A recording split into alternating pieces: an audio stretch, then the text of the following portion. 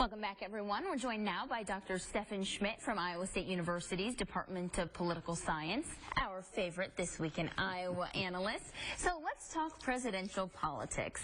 First up, Donald Trump has had quite the month. He went from a campaign bounce following the convention to controversy after controversy. Now, a huge change in campaign leadership. Pollster Kellyanne Conway is being promoted to campaign manager, and the chairman of Breitbart News, Steve Bannon, has been hired as campaign CEO. Now, for those who are not familiar with Breitbart News, it's a conservative news organization that has built its reputation for sometimes edgy and anti-establishment news content. Stephen, do you think that this is a good choice for the campaign? Well, Trump thinks so, and he's running the campaign, he's in charge, and you can't really argue with the top guy there.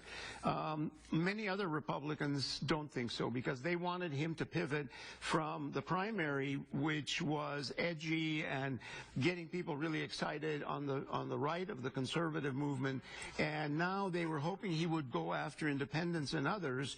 And this new team, some people are saying, probably isn't the right team to do that. So it looks like Donald Trump is saying, I am not changing. I'm going to continue to run my campaign the way I ran the primaries. Okay, well, Trump this week throwing multiple attacks at Clinton, of course, kind of staying on that line of not changing, not pivoting his campaign strategy, saying that she doesn't have the stamina to be president, saying that she is against the police.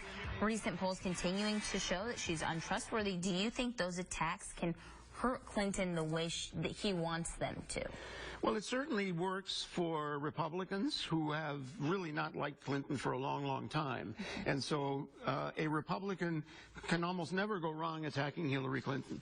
On the other hand, again, let's come back to the fact that this election is about getting independents and people who are not necessarily the most conservative in the Republican movement to support you if you're the Republican. And I'm not sure people are interested in that as much as they're interested in knowing a little more about his economic policies.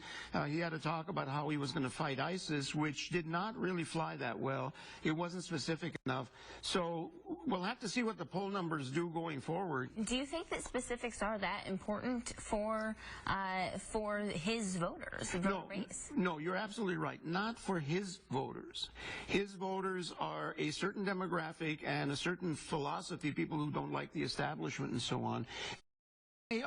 They're interested in Donald Trump as a kind of abrasive leader who doesn't take any baloney from anyone. But let me remind you once again, there are lots of other voters. There are tens of millions of voters who are going to vote on November 8th. He has to try and get some of those in order to get the number of electoral votes that he needs.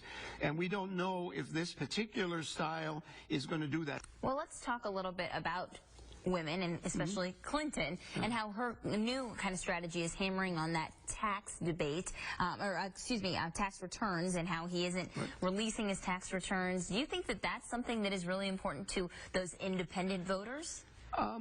Most voters would like to know, how much did you make, who did you get money from, what did you pay in taxes? And even Mitt Romney, who is a huge businessman and had all kinds of business dealings, was really pretty much forced to reveal at least a significant part of his income. So I think in American politics, politicians generally need to tell people what they've paid in taxes. People would like to know that.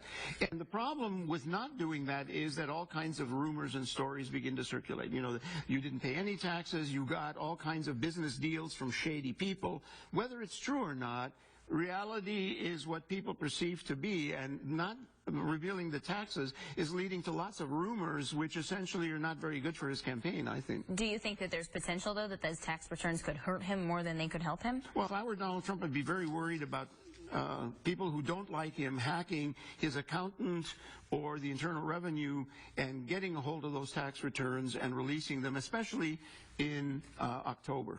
There's a thing called the October surprise. Every election, people worry that in October, right before the election, something spectacular is going to come out.